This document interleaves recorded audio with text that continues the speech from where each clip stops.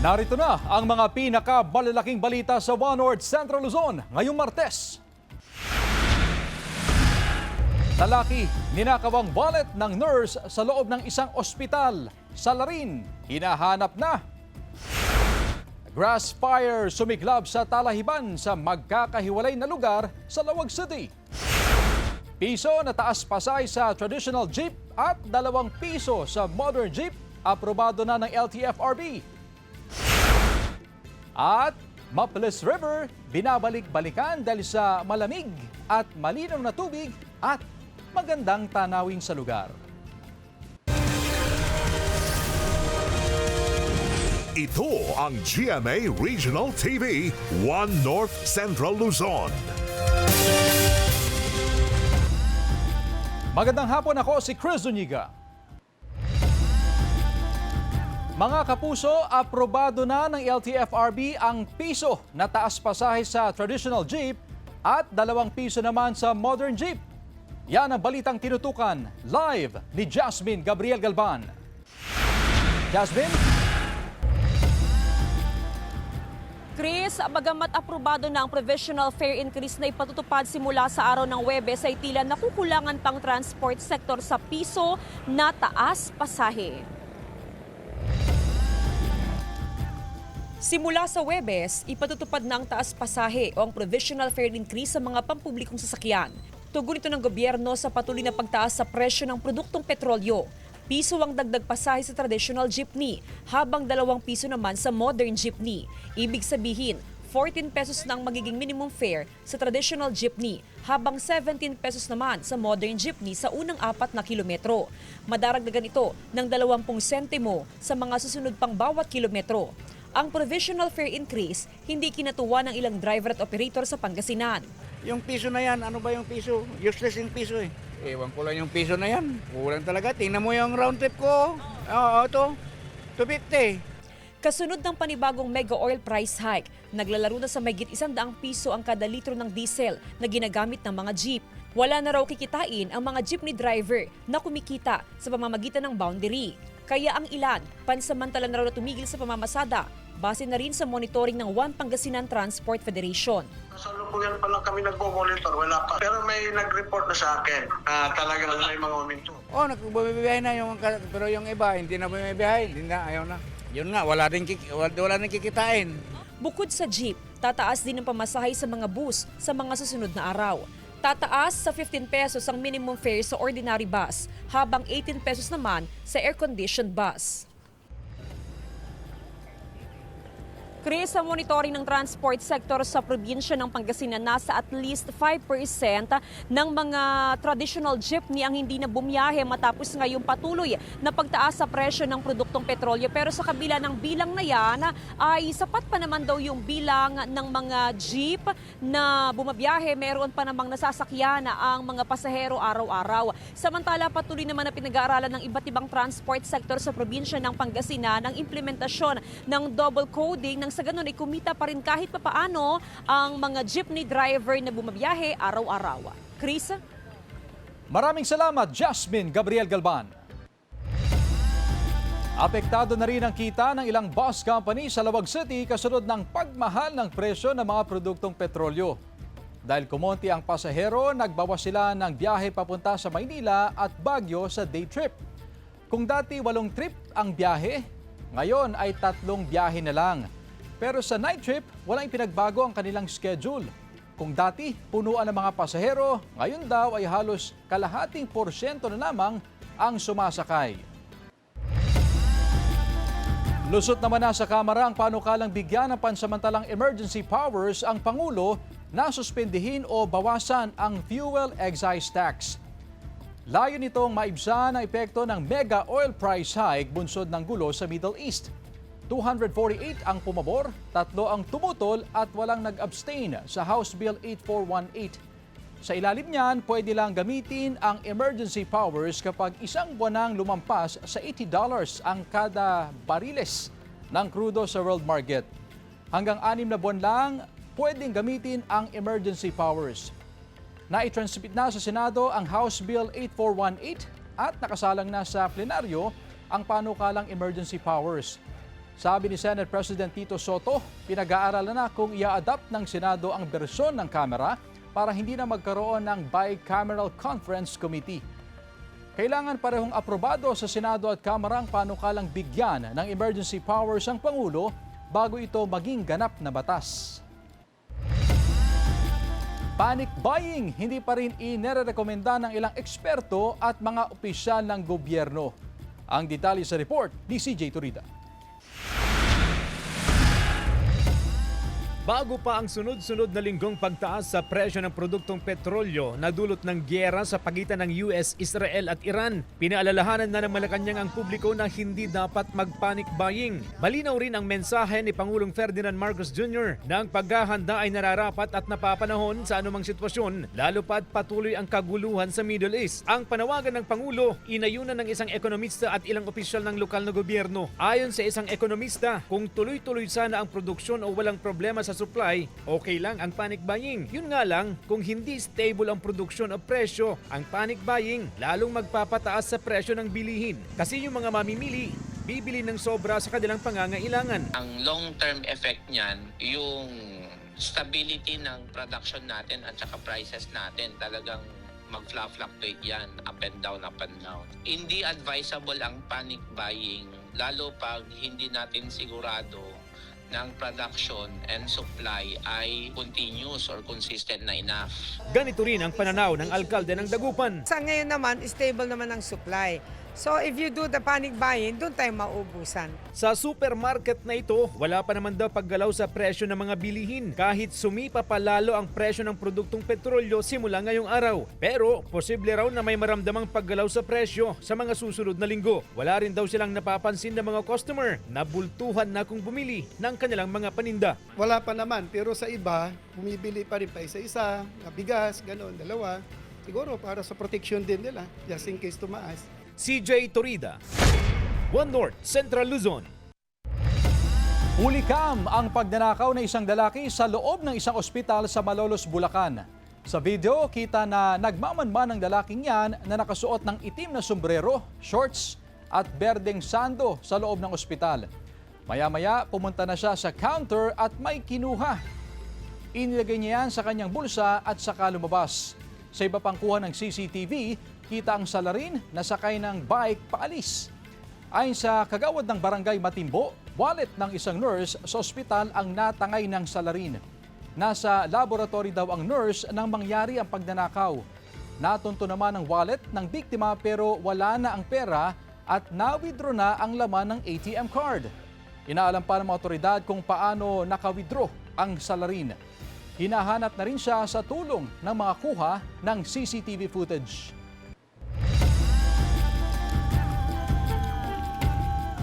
Samantala, isang baby kwago ang nasagip matapos mahulog mula sa puno sa Lasam, Cagayan.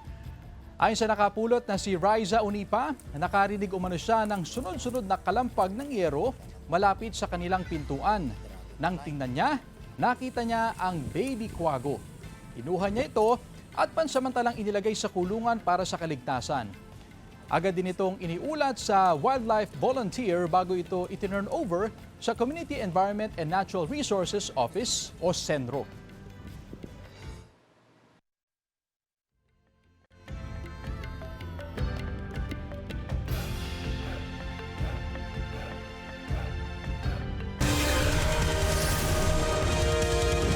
Ito ang GMA Regional TV, One North Central Luzon.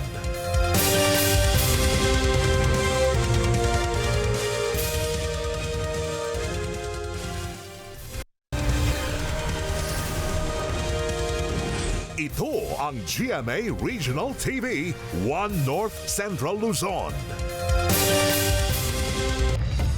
Isa na lang ang pinaghahanap na sospek kaugnay ng pamamaril at pagsunog sa dalawang magkaibigan na nadiskubre sa loob ng sunog na kotse sa Peñaranda, Nueva Ecija. Ito umano ang gunman na base sa impormasyon ng Nueva Ecija Police Provincial Office na isa umanong hired killer. Sabi ni Colonel Richie Claraval ng Nueva Ecija Police, patuloy ang paghahanap nila sa gunman na sa kanilang huling monitoring ay nagtatago sa hindi pa nila tukoy na lugar sa Central Luzon. Pero tiwala silang malapit na nilang makuha ang sospek Pero mas mainam daw kung kusang sumuko na lang ang sospek. Nangyari ang insidente noong March 9 sa barangay Sinasahan sa bayan ng Peñaranda kung saan nakunan ng CCTV camera ang pagbaril at pagsunog sa mga biktima habang nasa loob ng kotse. Nauna nang naaresto ang 5 iba pang sospek kabilang na ang isang babae na utak umano sa krimen. Utang na 2.5 billion pesos ang sinasabing motibo kaya ipinapatay umano ng primary suspect ang kanyang kaibigan. Sabi ni Colonel Claraval, nasangkot na rin dati ang primary suspect sa mga questionableng bentahan ng lupa at sasakyan. Wala pang pahayag hanggang ngayon ang mga suspect. Biyahe ng garbage trucks papunta sa landfill sa Urdaneta nabawasan bilang bahagi ng pagtitipid ng Dagupan City LGU. Naritong report. Kung dati bumibiyahe ng 3 hanggang 4 na beses kada araw ang mga garbage truck ng Dagupan City, ngayon 2 beses na lang kung bumiyahe ang 7 garbage truck ng lungsod. Dinadala ang mga basura ng lungsod sa isang primadong processing plant sa Barangay Katablan, Urdaneta City, Pangasinan. Bahagi ito ng pagtitipid ng lokal na pamahalaan dahil sa hindi na maawat na pagsipan ng presyo ng langis. Umaabot sa hanggang 70 tonelada ang basura sa lungsod kada araw. Nasa 14 tons ng basura ang karga ng isang garbage truck sa bawat biyahe. Kaya pagtitiyak ng Waste Management Division, kontrolado pa rin ang mga basura sa lungsod. Hindi po tayo maipunan kasi doon sa datos po natin, talagang maubos natin, maibabiyahe natin yung basura ng Dagupan. Direktang kinukuha ng mga garbage truck ng lungsod ang mga basura mula sa bawat MRF ng barangay sa kadiretsong dadalhin sa Urdaneta. Sa Barangay Maluwod, hindi bababa sa 2 tonelada ng basura ang nakokolekta kada araw. Bumaba ito mula sa dating 4 na tonelada dahil sa mahigpit na pagpapatupad ng waste segregation. Posibleng mas lalo pang mabawasan ang basura sa barangay sa muling paglulunsad ng Project WOW o War on Waste na layong gawing pataba ang mga nabubulok na basura. Sa tulong ng isang grupo, libreng gagamitin ang demo unit ng 24-hour rapid food waste composting machine habang hinihintay ang makina na binili ng barangay. Kauna-unahan daw ito sa lungsod ng Dagupan. Pwede pala nating i-recycle yung mga nabubulok na basura. And it's about time. It's about time that we will make that change. Not just for our community but for the whole Philippines. Alam naman natin, nakita nyo, out of nabubulok, nagiging lupa na siya in 24 hours. Income generating sa barangay. Kasi yung isang pack nun, yung 1 kilo nun, hindi mo naman gagamitin yun na isa lang eh. Pwede mo na siyang ihalo sa isang sako. Hinahakot ang mga biodegradable waste ng barangay tuwing Lunes, Miyerkules at Biyernes. Non-bio naman tuwing Martes, Huwebes at Sabado. CJ Torida, One North Central Luzon. Ilang motorista idinadaing ang takaw aksidente at madilim na kalsada sa Mangaldan, Pangasinan. Sundan sa report.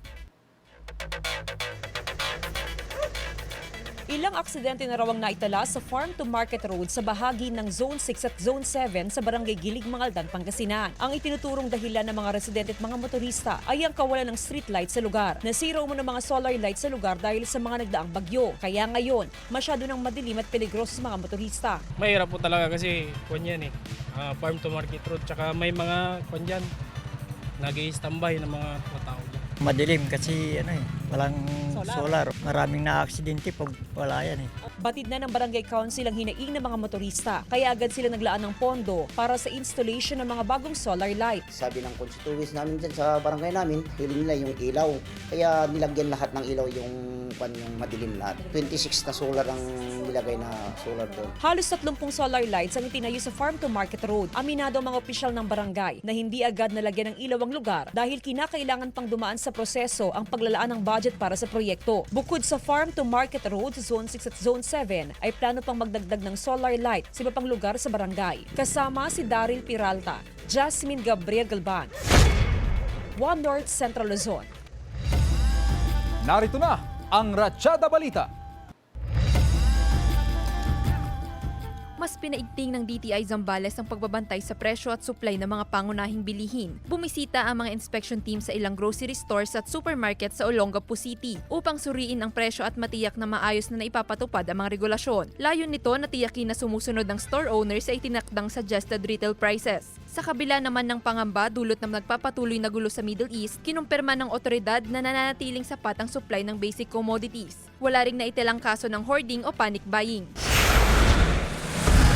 Upang mas mapalawak ang kaalaman ng mga buntis, nagsama-sama ang nasa 4,000 na mami sa Pampanga bilang bahagi ng aktibidad sa Women's Month. Bukod sa health lectures, nakatanggap din ang bawat buntis ng 3,000 pesos na cash assistance. Pinaalalahanan din sila tungkol sa panganib ng pagbubuntis, partikular na ang teenage pregnancy. Masaya naman ang mga mami sa mga natanggap na tulong na mahalaga para sa kanilang kalusugan at maayos na paglaki ni baby.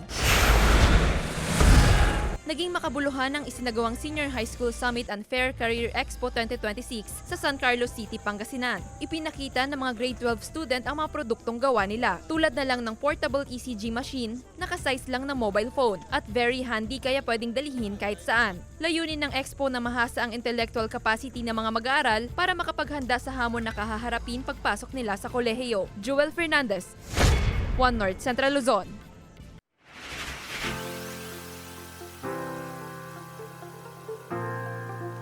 Maples River sa Aguilar, Pangasinan, muling binuksan sa publiko.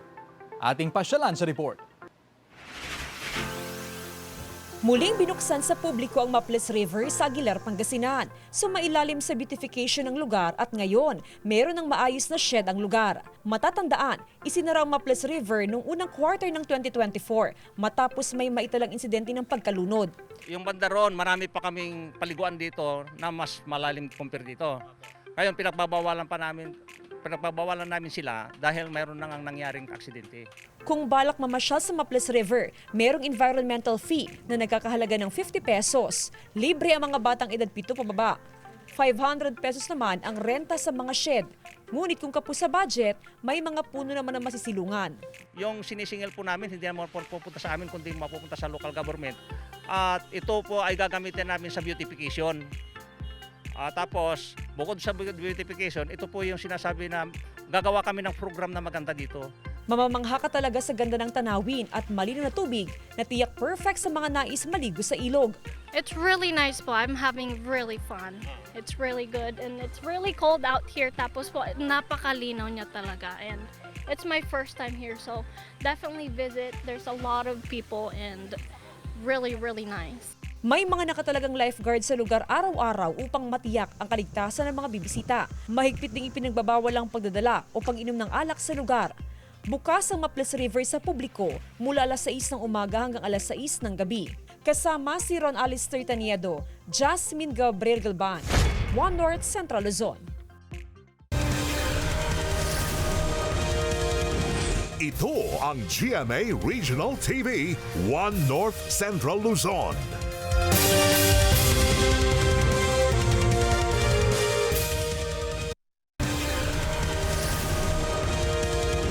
Ito ang GMA Regional TV, One North Central Luzon. Magkakasunod ang naitalang grass fire sa magkakahiwalay na lugar sa Lawag City. Ayon sa BFP, una silang rumesponde sa isang talahiban sa bahagi ng Barangay 1 pasado alas 11 kahapon ng umaga.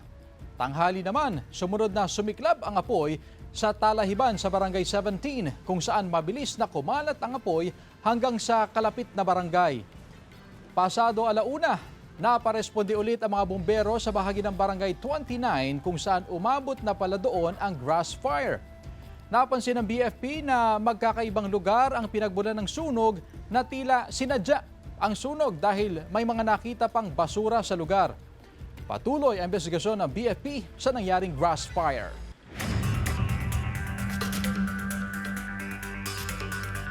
Sugatan ang babaeng driver ng kotse matapos na masalpok ng elf truck sa barangay Pangada, Santa Catalina, Ilocos Sur hapon noong Biyernes. Papaliko sana ang kotse na mangyari ang insidente. Nakaladkad pa ng ilang metro ang sasakyan. Hindi naman nasaktan ng driver at dalawang pahinante ng truck. Dinala ang babaeng driver ng kotse sa ospital. Wala pang pahayag ang mga sangkot sa insidente. Arestado ang 2 sospek sa pamamaril sa 3 individual na bibilisan ng ginto sa Cagayan. Yan at iba pang balita sa pagtutok ni CJ Turida. Timbog sa hot pursuit operation ng otoridad ang 2 lalaking sospek sa pagnanakaw at pagpaslang sa 3 magkakamag-anak na negosyante sa Lalo, Cagayan noong Huwebes. Parehong residente ng Bugay, Cagayan ang 31 anyos at 48 anyos na mga sospek. Nakumpiska mula sa mga sospek ang matataas na kalibre ng baril at iba't ibang bala, granada, magazines at 3 cellphone. Mahaharap sa kaukulang kaso ang mga sospek na wala pang pahayag. Hustisya ang sigaw ng mga kaanak ng mga biktima. Iniimbestigahan ng pulisya kung may iba pang sangkot sa krimen. Sinalakay ng otoridad ang isang tupadahan sa Malasiki, Pangasinan hapon noong Sabado. 3 lalaki ang arestado sa operasyon na nahuli sa aktong nagsasabong. Nakumpiska ang iba't ibang gamit sa panabong maging mga buhay at patay na manok. Nakumpiska rin ang nasa 3,000 pesos na halaga ng bet money. Sinisikap ng GMA Regional TV na makuhanan ng pahayag ang 3 at kung sino ang nag-ooperate ng tupadahan sa lugar. Meron ng batas tapos meron na ring standing directive yung PNP doon sa illegal gambling, particularly tupada. At nag-anunsyo tayo sa mga kapitanes na bawal yung tupada. Ngayon meron tayong nahuli, ibig sabihin hindi sila tumalima doon sa pagbabawal ng ganyang aktibidad. Kasama si Ron Tanyedo, CJ Torida, One North Central Luzon.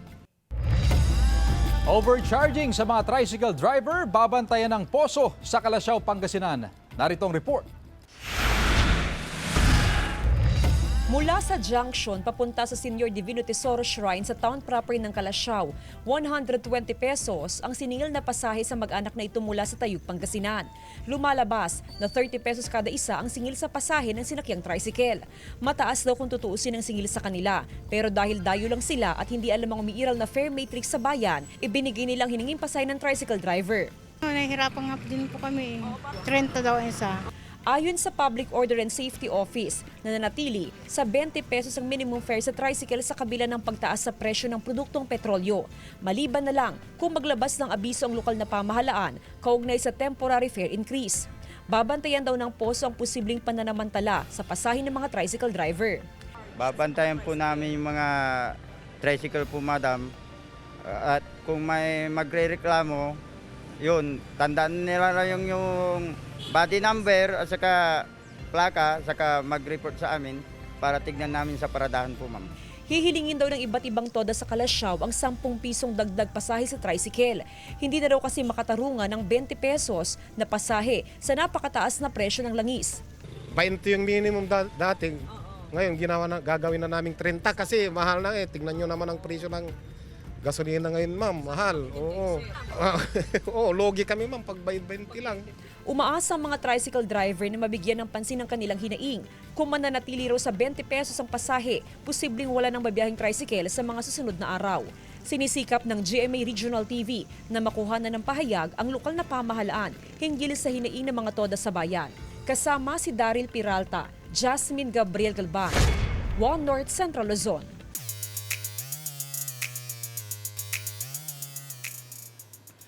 Bukod sa jeans, naisalin din sa 4 na henerasyon ang pagmamahal ng isang pamilya sa Tabaco Albay. Ang eksena nila sa pagtulog naging viral moment.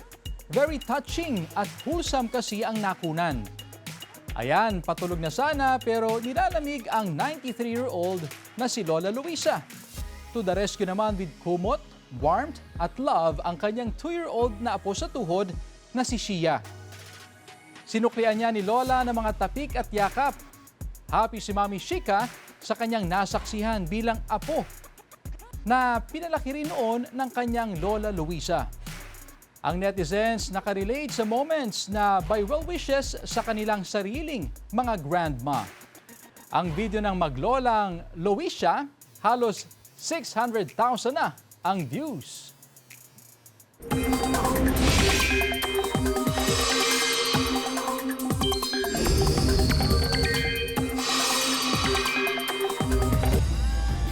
Mga kapuso, apektado na ng malamig na panahon ang mga palayan. Sa Kasiguran, Aurora, winawasiwas ng malakas na hangin ng amihan ang ilang pananim na palay. Ayon sa Municipal Agriculture Office, apektado ang pamumulaklak ng mga palay na posibleng makaapekto sa anihan. Inaalam na ng LGU kung ilang magsasaka ang apektado.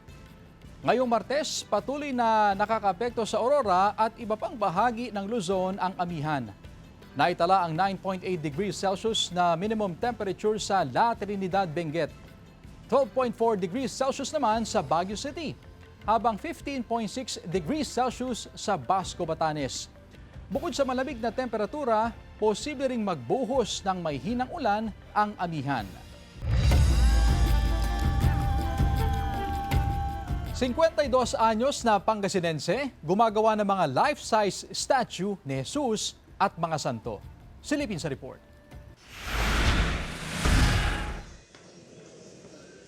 Karaniwang gawa sa kahoy o epoxy resin ang mga imahen.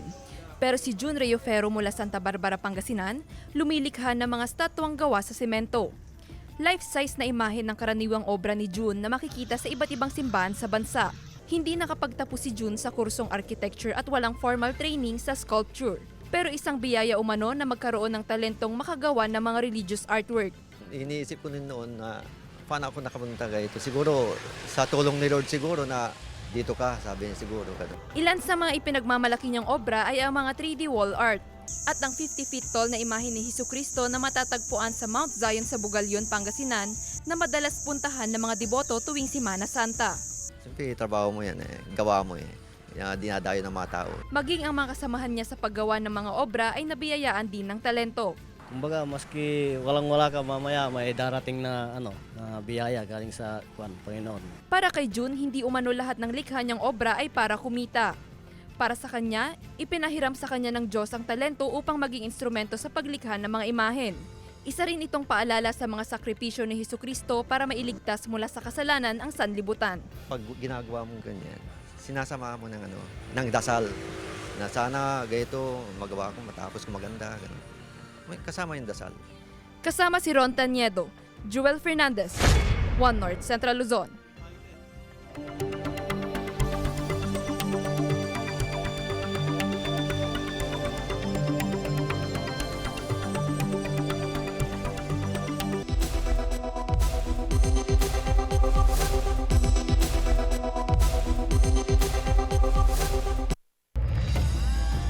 Samantalang mapapanood niyo po ang episode na ito at iba pang pinakahuling lokal na balita sa official website ng GMA Regional TV, www.gmaregionaltv.com.